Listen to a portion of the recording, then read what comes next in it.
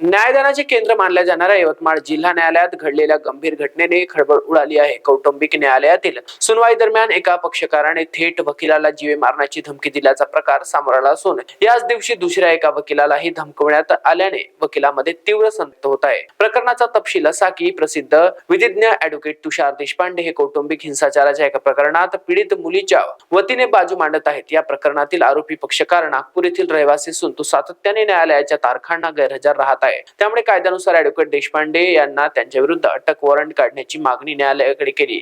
याच मागणीचा राग मनात धरून संबंधित पक्षकाराने भर न्यायालयात ॲडव्होकेट देशपांडे यांना जीवे मारण्याची धमकी दिली। धक्कादायक बाब म्हणजे याच दिवशी दुपारच्या सत्रात आणखी वेगळ्या प्रकरणात ॲडव्होकेट जोग यांनी या पक्षकाराने धमकवल्याची घटना घडली। एकाच दिवशी दोन वकिलांना लक्ष्य करण्यात आल्याने संपूर्ण वकील संघटनेत असंतोषाचे वातावरण पसरले आहे। आरोपी पक्षकारांनी न्यायालयाची प्रतिष्ठा, कायदा आणि न्याय प्रक्रियेचा कोणताही आदर न राखता हे कृत्य केल्याचा आरोप वकिलांकडून करण्यात आला आहे। या संघटनांच्या निषेधार्थ वकील संघाने यवतमाळ शहर पोलीस ठाणे गाठून अधिकृत तक्रार दाखल केली आहे। व्यावसायिक कर्तव्य बजावत असताना वकिलांना अशा प्रकारे धमक्या मिळणे हे अत्यंत गंभीर व लोकशाहीसाठी घातक असल्याचं मत यावेळी व्यक्त करण्यात आले। यावेळी वकिलांनी संबंधित आरोपीवर तत्काळ गुन्हे दाखल करावेत, तसेच न्यायालयात परिसरात वकिलांच्या सुरक्षेसाठी चोख पोलीस बंदोबस्त ठेवावा अशी ठाम आणि आग्रही मागणी पोलीस प्रशासनाकडे करण्यात आली। आज यवतमाळ जिल्हा न्यायालयामध्ये ज्या वेळेला फॅमिली कोर्टामध्ये ॲडव्होकेट देशपांडे साहेब यांचं मॅटर चालू होतं, त्यावेळेला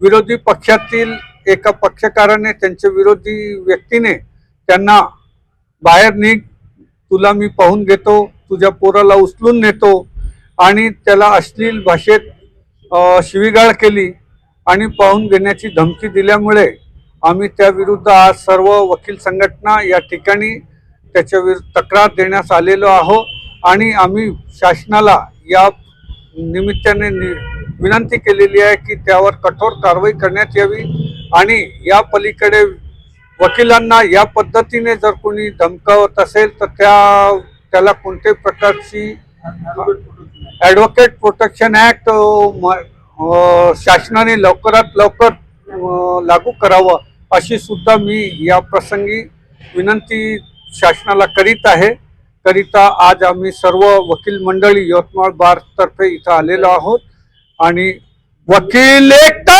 जिंदाबाद, वकील एकता जिंदाबाद, हमचा जो टकराय। महाराष्ट्र 24 करिता यवतमाळ येथून अक्रम दिवाण।